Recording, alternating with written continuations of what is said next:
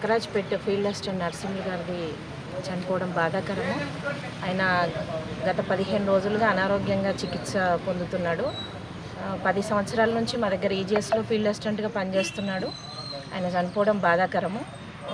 15 రోజుల కింది వరకు కూడా అందరికీ ఉపాధిలో కూలీలకు పని కల్పించడము, వాళ్ళకు పేమెంట్లు అన్నీ చూసుకోవడం కూడా జరిగింది. ఊర్లో కూడా ఆఫీస్ స్టాఫ్తో అందరితో కూడా మంచిగా ఉండేవాడు. ఆయన లేని లోటు బాధాకరమే. సో అత్తయ్య గారు కూడా ఇక్కడే ఉన్నారంట. సో ఆమె అల్లుడి మరణ వార్త తెలిసి ఆమె కూడా చనిపోవడం జరిగిందని తెలిసింది రాత్రి.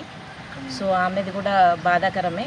వాళ్ళ కుటుంబానికి మనోధైర్యం కల్పించాలని మేము కూడా అందరం సపోర్ట్గా ఉంటామని చెప్పి తెలియజేస్తాం.